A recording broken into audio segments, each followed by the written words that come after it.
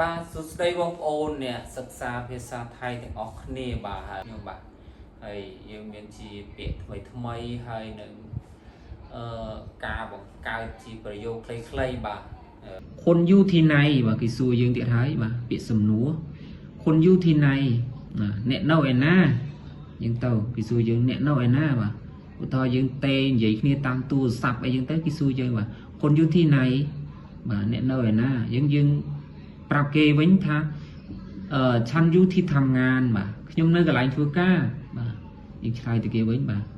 ខ្ញុំនៅកន្លែងធ្វើការឧទាហរណ៍យើងនិយាយតាមទូរស័ព្ទអីចឹងទៅណាបងប្អូនបាទខ្ញុំនៅកន្លែងធ្វើការបាទជាងគេសួរយើងទៀតថាคนอยู่กับใครបាទคนอยู่กับใครបាទអ្នកនៅជាមួយនរណាអញ្ចឹងយើងឆ្លើយទៅគេវិញបាទឆាន់យូกับเพื่อนបាទเพื่อนនេះប្រែថាមិត្តភក្តិបងប្អូនបាទ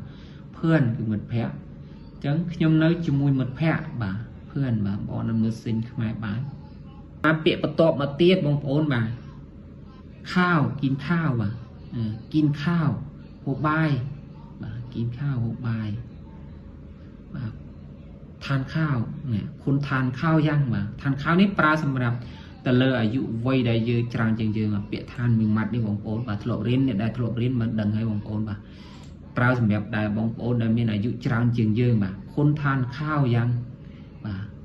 អ្នកពិសាបាយហើយឬនៅបាទคุณกินข้าวกับอะไรបាទពីសួរបាទយើងប្រែជាសំណួរបាទជាពាក្យថ្មីបាទអញ្ចឹងคุณกินข้าวกับอะไรបាទអ្នកពិសាបាយជាមួយអ្វីអញ្ចឹងទៅបាទคุณกินข้าวกับอะไรបាទអ្នកហូបបាយជាមួយអ្វីของใครបាទរបស់នរណាបាទใครនេះប្រែរួចហើយយើងធ្លាប់រៀនបងប្អូនของគឺជារបស់ใครគឺជានរណាបាទของใครរបស់នរណាของผมបាទយើងគេសួរយើងបាទของผมបាទរបស់ខ្ញុំឬអាចប្រែមួយទៀតថាของฉันក៏របស់ខ្ញុំដែរបងប្អូនបាទของฉันយើងប្រែទៅកន្លែងនេះមកដូរទៅកន្លែងនេះដាក់ឆាន់មកគឺរបស់ខ្ញុំប្រើបានគ្រប់វ័យប្រើបានទាំងបរិសុទ្ធនិងនារីបាទของผมបាទរបស់ខ្ញុំทำไมហេតុអ្វីបាទทำไมហេតុអ្វីបា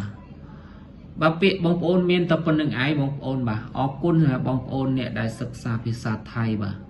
ហើយបងប្អូនមានជាសំណួរចម្លើយអីអាចសួរមកខ្ញុំបាននៅក្នុងវីដេអូខាងក្រោមបាទបងប្អូនចង់បានពាក្យថ្មីអាចទៅសេហើយសួរនៅក្នុងក្រោមវីដេអូរបស់ខ្ញុំបាទពាក្យមានតែប៉ុណ្្នឹងឯងបងសម្រាប់ក្នុងការរៀនប្រយោគជាប្រយោគសំណួរចម្លើយខ្លីៗសម្រាប់ក្នុងថ្ងៃនេះបាទអរគុណសម្រាប់បងប្អូនដែលចូលមករៀននឹងទស្សនាវីដេអូរបស់ខ្ញុំបាទអរគុណសូមគោរពលា